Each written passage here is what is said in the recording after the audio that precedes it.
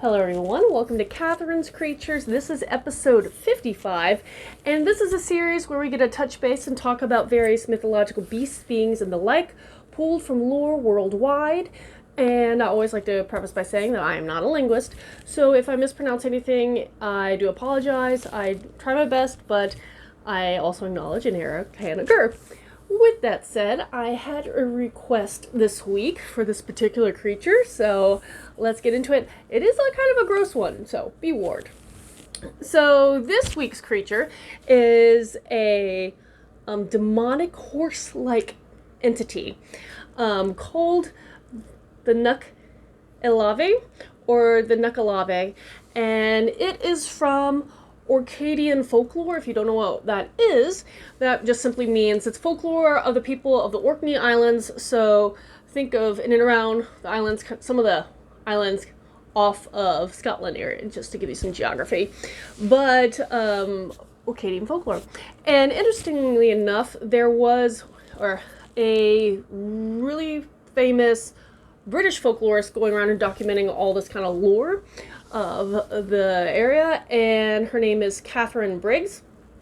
And in her work, she labeled the Nuckelavee as the nastiest of all the Scottish demons from the Scottish Northern Isles. There are a few of them, but this one's nasty in multiple ways.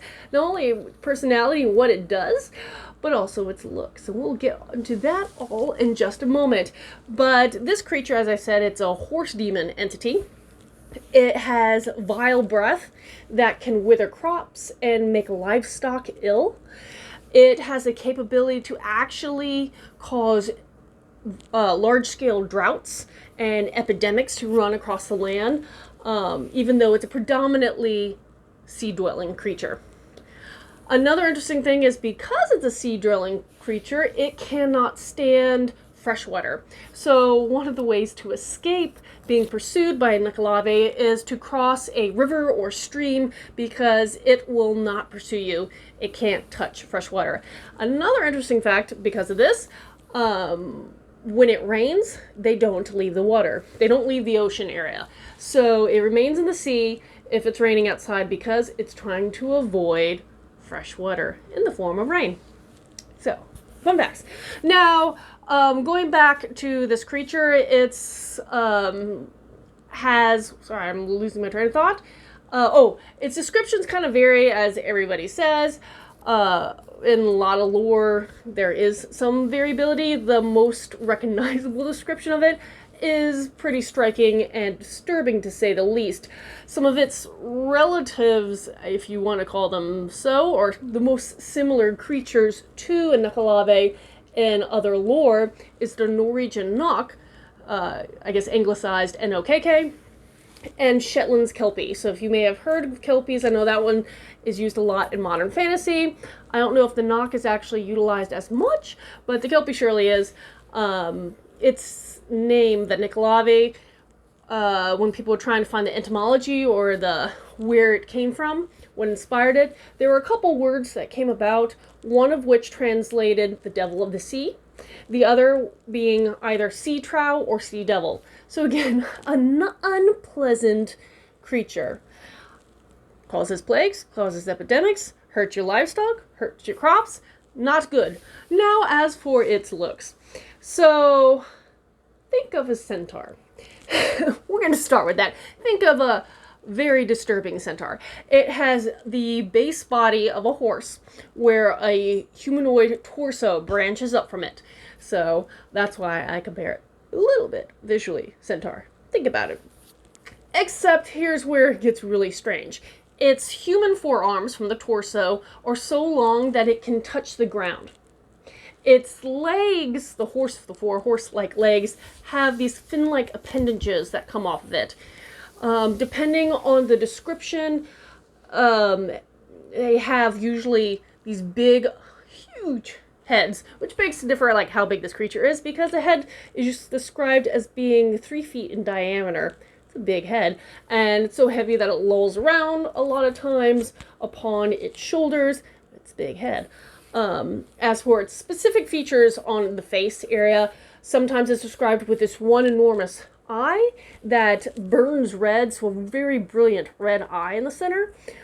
Sometimes they're a little more maybe human in the face, but other times there are descriptors kind of saying that it may have like a pig or swine-like snout, or a mouth akin to that of a whale's, which I'm trying to visualize what that means. I'm assuming it's just very big. And the most terrifying aspect of this monstrous creature is that it has no flesh. Yuck. I will say this. It has no skin. And so when you look at it, you can see its black blood pulsing through yellow veins and coursing through yellow veins. Its actual muscles and sinews pulse as well. So horribly terrifying creature. One of the lore, some of the lore that kind of goes around this monstrous entity is that there was a product, I don't know if it's still in existence, but there was a product called soda ash. And the pungent smell from the smoke of the soda ash would actually enrage a nuckelavee to the point that it would run about, again, causing plague and famine, plague, thus famine, droughts, wreaking havoc across the land. It did not like that smell, which is funny because it itself is supposed to have a terrible odor. Who knew? One other interesting thing about this is that during the summertime, the nuckelavee is not necessarily a problem to humans or people or anything on land, because another spirit of the ocean, whose name is Mither o' the Sea, would actually be able to contain the nuckelavee, but only for the summer months. And that's very interesting. So I actually don't know the ecosystem in and around the Orkney Islands, but I'm assuming, per that, someone can correct me, or I should probably look this up myself, is that summer times are probably rather pleasant times in the area, and then once the fall and winter, and the probably is more stormy, and probably is when it has all these issues with plague and famine upon the islands themselves, and thus this creature arose from that fact. Who knows? Someone else, if you know these facts, let me know. Is there anything to do with the Orkney Islands ecosystem during the summer versus other seasons? Interesting stuff.